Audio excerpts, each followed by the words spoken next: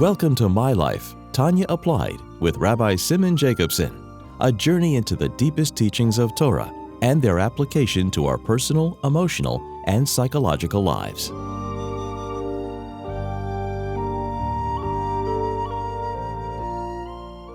A good tavach, a good week. We continue our journey in the life-changing Sefer HaTanya. This program is made possible by Rena Lights LLC, and it is in honor and in memory of Rabbi Yosef Halevi Weinberg Olav HaShalom, Rabbi Moshe Pinchas HaKohen Katz Olav HaShalom, and Rabbi Yael HaKohen Khan Olav HaShalom. It's also in the schus and merit of Rav Zev Yecheskel and Risha Katz La'erech Yomim V'Shanim Tevus, for many long, healthy years. So we're in Perek Dalet. The chapter, we'll call it the chapter about levushim, garments, the levushim. After chapter 3, where the Alter Rebbe explained the divine faculties of the divine soul, after chapter 2, which talked about the very nature and identity of the Nefesh Elokis, Chelik Elikam Mal Mamish, followed by chapter 3, the faculties. Now we're engaged with what concerns us are the garments, the expression of the divine soul through the faculties. Because as we discussed in the previous shiurim, the mere fact that we have a divine soul and faculties still needs one most important aspect, expression. You can have faculties that are divine, Meichin, Chabad, as he explained, Chochmah, Bina, and Das, that are divine, contemplating and understanding the greatness of godliness, how Mamala Kalam, Sevav Kalam, Iyu, Kula Kamei, Kala Choshev, as explained in chapter 3. We can have the faculties all in place, but then they need to be expressed. And the expression, in other words, not just the faculties, the mind, and I should also mention the emotions, Ava V'yira, they need to be expressed, and they're expressed through 3 ways, Machshava, Dibur, Maisa. And since we're talking about the divine soul, the Nefesh Elokis, the Machshava, Dibur, Maisa, in the language of the Alter Rebbe, is the levushim, as he says in the beginning of the Perek, L'chol nefesh elokis yesh l'chol nefesh elokis shleish levushim she'machshava dibur ma'aseh shel taryag mitzvahs haTorah, because the entire involvement of the thought, speech, and action as regarding the divine soul is in taryag mitzvahs haTorah. So what he's been explaining, the Alter Rebbe has been explaining how these taryag mitzvahs express themselves either in thought, generally speaking, as one thinks about Inyonei Torah, or speech, talking about Inyonim, like he says, Eisik bepirush kol taryag mitzvahs bedibur, or action, which is most of the mitzvahs. And then the taryag evrei nafshei, the 613 components of the nefesh, muluboshim b'taryag mitzvahs haTorah. Then they manifest in the 613 mitzvahs, so the person is engaged with and expressing the divine soul through the garments, the 3 garments. And then the Alter Rebbe breaks it down further, Uba Protius, where we discussed this in the last year, Uba Protius, Birchinas Chabad, Ha'oyev Shem Hashem, that you start, that Chabad, Shebenafshem Ulaboshes Basogas HaTorah, and the Midas, Yira and Ava and its branches, they manifest in the Kima mitzvahs b'maisur b'dibur. But as we explained last week, what's the connection? Is because the Midas is the key to performance of mitzvahs. In the words of the Alter Rebbe, Ki ha'av yishedish kol ramach mitzvasesa. Love is the root of all the 248 positive mitzvahs. Not just because you love Hashem, you do anything He wants. It's also because it's actions that are a direct result of love. It's expressions of love, the 248 mitzvahs. Ubilado ein lahan kiyum amiti. Without that ava, you don't have a true permanence and sustainability of preserving in a permanent fashion the mitzvahs. Ki hamakaimam be'emes hu ha'eyev Shem Hashem v'chofetz l'dofka b'ei be'emes. Because the person who really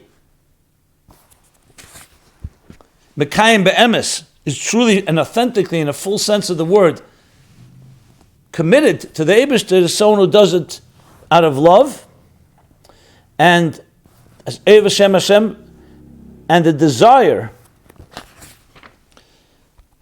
v'chafetz ledovka be'emes, and the desire to attach himself in a real, sincere, and true way. And then he adds, v'iyef ledovka be'emes ki'im b'kiyim namach pekudin. And you cannot attach yourself, truly attach yourself to the Eibishter except through the performance of the mitzvahs. Why? Because the mitzvahs are essentially kavyachol, so to speak, the limbs. Ramach evorin de malka kavyachol. The limbs, the organs of the king. So let's use an example. Here's a king. Later the Alter Rebbe is going to explain this example in detail.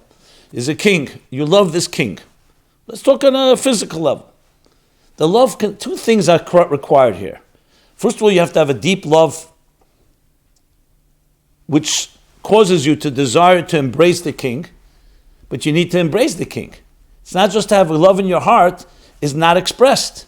How do you embrace the king? For that you need garments.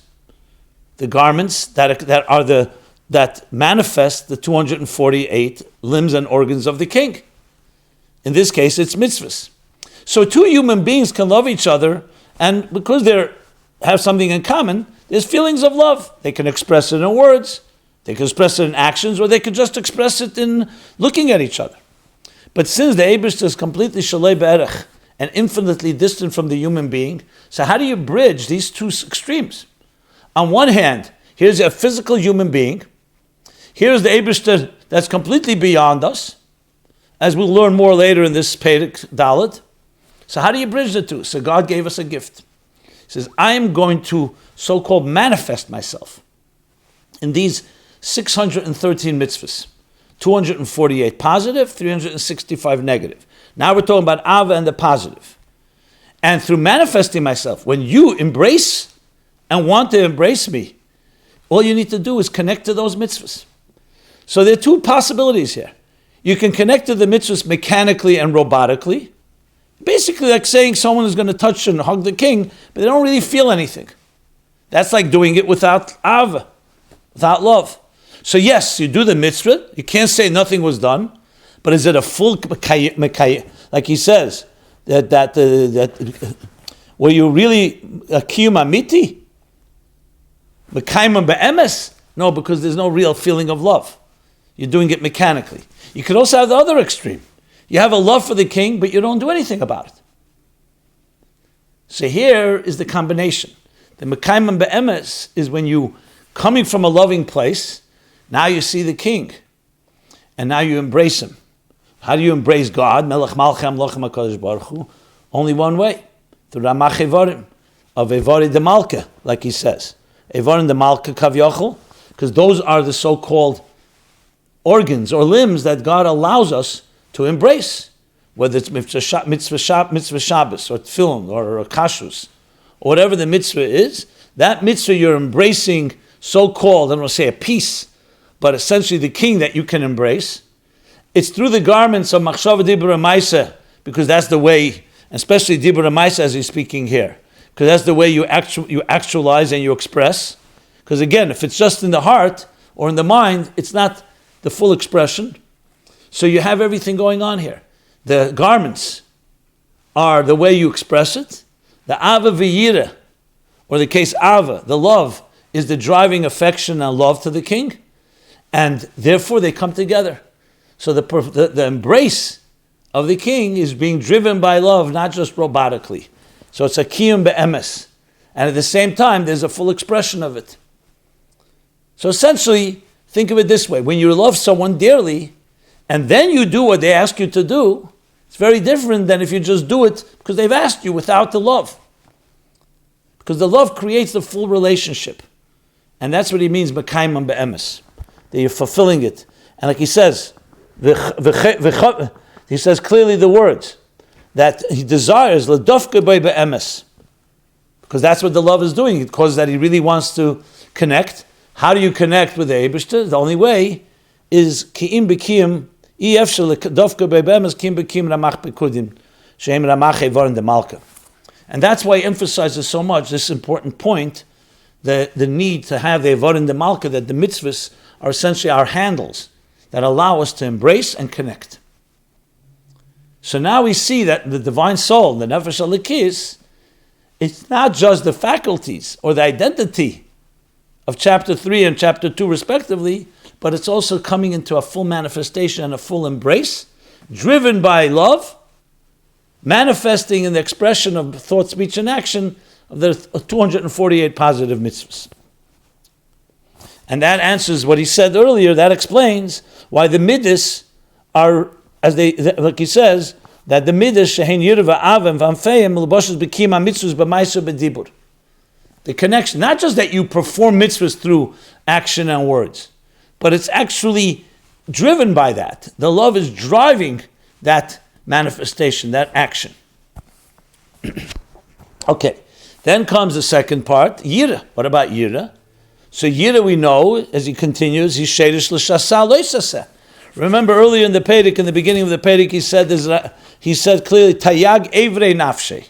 Not just the 248 positives, the Evarim, the Malka, but now we also want to have the shasa lo'isaseh. What happens when you avoid doing something the Eibusha doesn't want you to do? That's also, it's not an embrace in the physical sense, I'm embracing because you're avoiding doing it. But when you're doing that, as he says clearly, why are you doing it? Why are you really doing it? Again, not mechanically. It's driven by a feeling. What is this feeling now? It's called yira. This is called yira. And what is the feeling? The feeling, as he says, is to reading inside here. When he talks about yira, sheidish l'mitzvah l'shasa lo'isaseh, ki yorei limreid b'melech malcham blochem HaKadosh Baruch Hu. Because as revering God to the point that he is concerned and afraid to rebel against the Supreme King of Kings, Kodesh Baruch Hu. Melech Malachim HaKadosh Baruch Hu. And furthermore, not just that's on a basic level, just because you revere God, you're concerned of doing anything God doesn't want. But then comes a deeper. Oi, he says, or it may be a deeper reverence than this. Oi yira primius mezu, shemizbeishis migdulosei, lamreis einek fede, as the pasuk says in Yeshaya. What is the deeper reverences? The person feels ashamed in the presence of God. Fear, you can say, okay, it's on a more basic level. I don't want to do something to rebel against one that I revere. But here there's also an element of a sense of the exalted nature causes you to feel shame in the presence of God's greatness, that you won't do anything to insult his honor. Lamreis enek fede, from Yeshaya Gimel Ches 3:8. Ulases hara be'inov kol te'evas Hashem ashasone. By doing what is evil in God's eyes, all those disgusting things which God despises or hates. And that's from Devarim, Yud Beis Lamed Aleph, 12:31.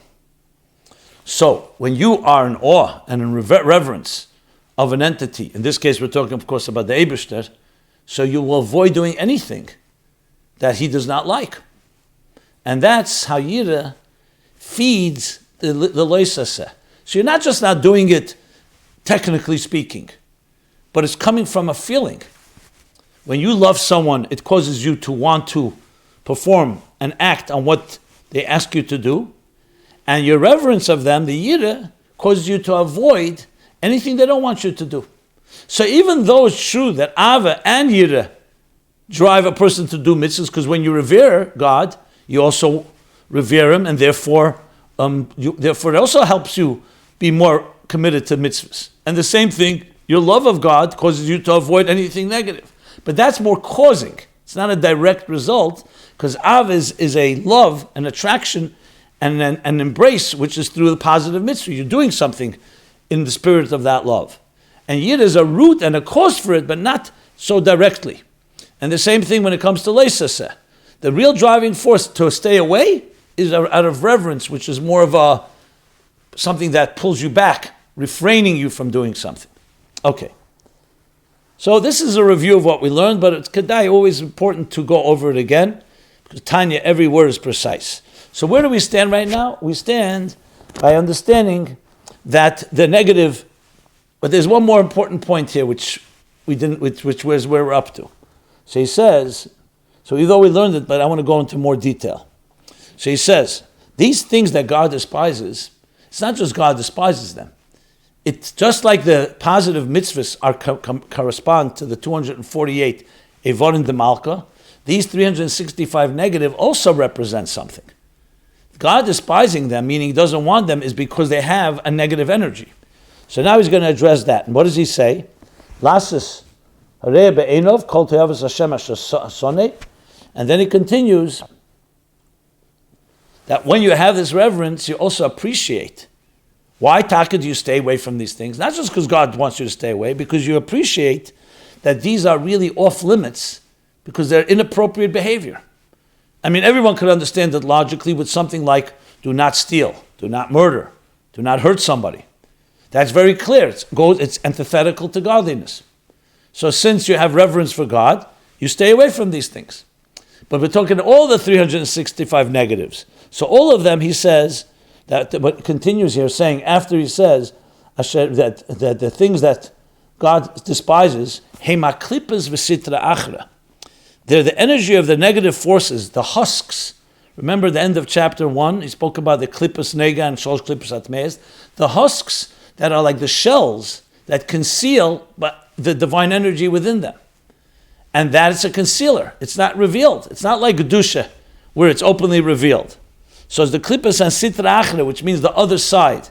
It's a word in Kabbalah, Chassidus uses it, to show the other side. Like when you say the side of Kedusha, and then almost in a dismissive way, we say the sitra achra, the other side, the negative side.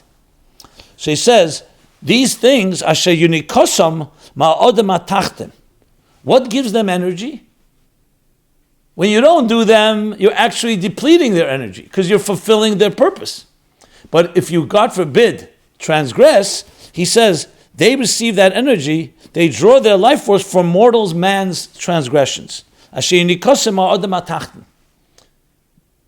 So if a person would avoid anything negative, they have nothing to feed off. When it comes to mitzvah seseh, the opposite.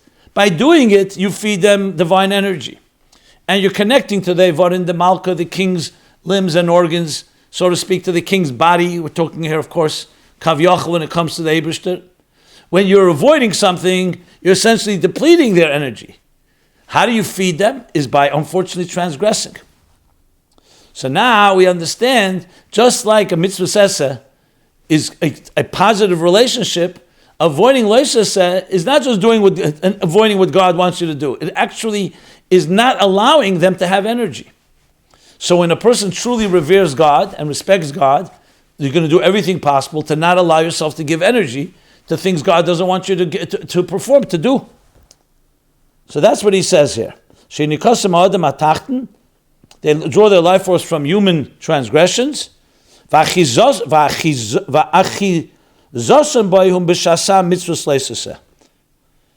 how do they grasp him? How do they have a hold on the person? Their hold on him is through the 365 prohibitions, which means if you transgress. So they have a hold. Now, a person who's truly revering God doesn't want that hold on them. He doesn't want to feed them, and he doesn't want to be held hostage by them. And that is what drives the person from staying away from lo seseh. So what do we see from this? That any time a person recoils and avoids any of the 365 activities that God said do not do, by recognizing that they're damaging to the person and to the universe, that is being driven also by an emotion, the emotion of reverence, of yirah. So we see how the emotional structure of the divine soul, its ava and its yirah, are the driving forces to truly perform mitzvahs and to avoid the negatives. And when you have that in place, then the full divine soul, not just the faculties, also the garments, are completely aligned with their divine identity and their divine faculties, because it's expressing itself that way. So refraining from doing the 365 negative is also an expression. It's just an expression by refraining. The Gemara says, Shav v'lei over aveda ki lo asa mitzvah. If a person stays put and doesn't do a sin, it's like they did a mitzvah. Because it's not just not doing, as if it's a neutral state. The not doing is actually depleting energy and not letting energy to be given to the negative forces, as well as not letting them have a hold on us. So a person could, just like with mitzvahs, can be mitzvahs anosh and lamoda, positive mitzvahs. You could just do them mechanically. You could also do negative mitzvahs mechanically. But no, mekaimam be'emes, which really goes on the whole picture, to really perform them properly is when it's driven by the midas, ava, and which drives the positive mitzvahs, and yira, which keeps us away from the negative transgressions. Yeah.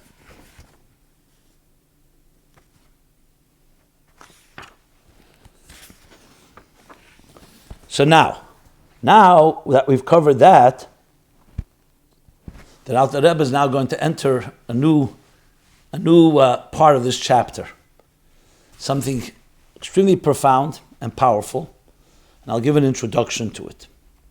So what we've established now is the importance of garments, thought, speech, and action that manifest and enclose all Torah and mitzvahs, from Torah, learning Torah, to all the mitzvahs, the positive and the negative mitzvahs, and we understand how they're part and parcel of this whole picture. Because without that, you don't have the expression of the divine in your life. But now, you could ask a question. A neshama, we know from chapter 2, is a chelik elikam emal mamsh. It's a divine soul.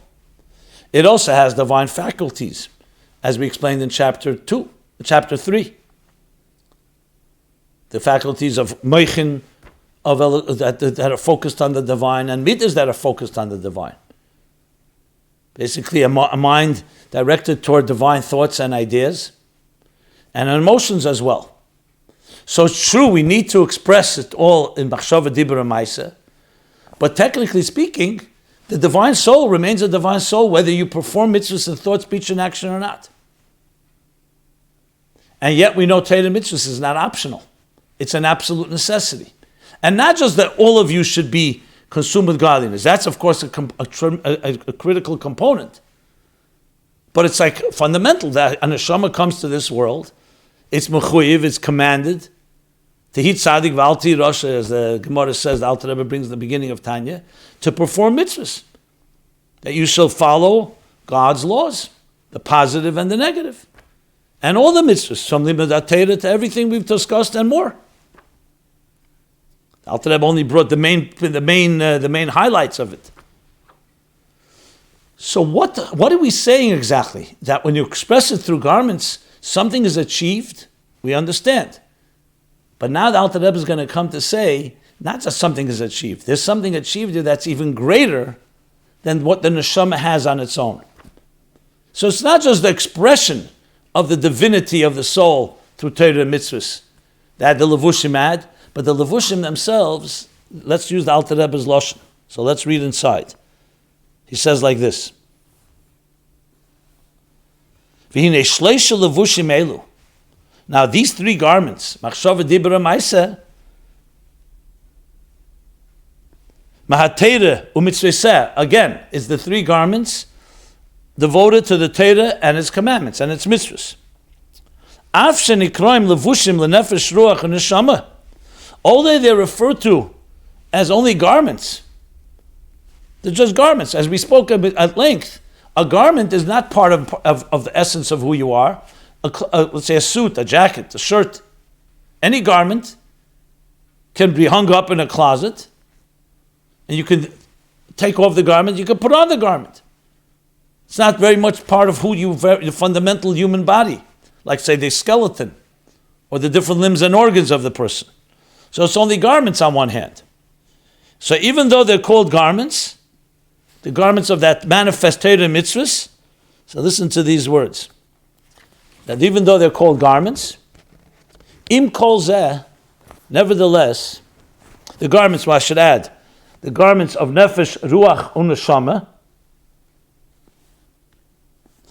afshen ikroim levushim lenefesh, ruach, uneshama, not just in general to the neshama, as we spoke a number of times, that we're talking about the naran, like he says in the beginning of this Perek and also in the previous chapter.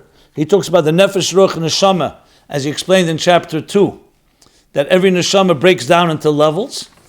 So even though these are garments to nefesh, ruach, and neshama of the divine soul, of the nefesh elikis, im kol zeh, nevertheless,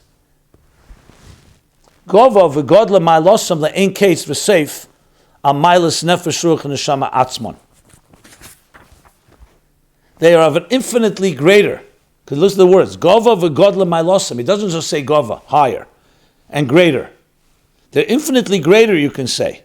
Very much greater, and a higher quality than the actual nefesh, ruach, and neshama themselves. What he calls nefesh, ruach, and neshama atzmon. Wow, that's a powerful statement. You just explained in Perek Beis that the neshama of every Yid is like a child of God, coming from Etzem Moyach Ha'av. God infused it with his deep, from the depths of his inner self, Vayipach, B'techi Yusei, Mepnumi Yusei. And he explained the whole Perek Beis, all about that Barichas, how it's connected, even as it travels through Chachmasi is Baruch. The neshama always remains connected, and every neshama, even lower neshamas, even those that associate with Akfayim, with the heel, and even Pesha Yisrael, as he explained, even those that transgress, are all connected. And now he's saying, nevertheless, the levushim, the garments that manifest Torah mitzvahs, are greater. Gova v'godla malosam le'ein kates. Le'ein kates, he doesn't just say greater. Le'ein kates means infinitely greater. Al mailas nefesh ruach and neshama atzman. On the naran, the nefesh ruach and neshama themselves. How can you explain that? And that's what the Alter Rebbe is going to be concerned with in the next part of this chapter. And briefly, what he's going to say is that because they manifest Torah mitzvahs, it's not just garments. These are garments that are completely consumed with one thing and one thing only, to fulfill and perform and express Torah mitzvahs. And Torah mitzvahs is one with the Eibishter. As he's going to say in the next line, and since they express that, the Torah that is one and retains that unity with the Eibishter, therefore, they're going to have a maila even on neshamas. But of course, you could ask the question, 1 second, we said in Perek Beis that neshamas are also connected with the Chachmasei Yisbarach, Chachmasei Machshavtei, V'hu v'Chachmasei Echad. He's also united with the neshamas. So what's the difference between neshamas and Torah mitzvahs? That he's saying is Gavoya, Gova, V'godlu, Malosam le'ein kates. And that we'll discuss in the next shir. So, we'll stop here in the middle of Perek Daled. This program and all previous programs can be seen at tanyaapplied.com. Thank you so much for your comments and your thoughts and your all your feedback. Everyone have a good tavach and be well. This has been My Life Tanya Applied with Rabbi Simon Jacobson. Please join us again next week. Visit chasidusapplied.com for archived classes and more resources.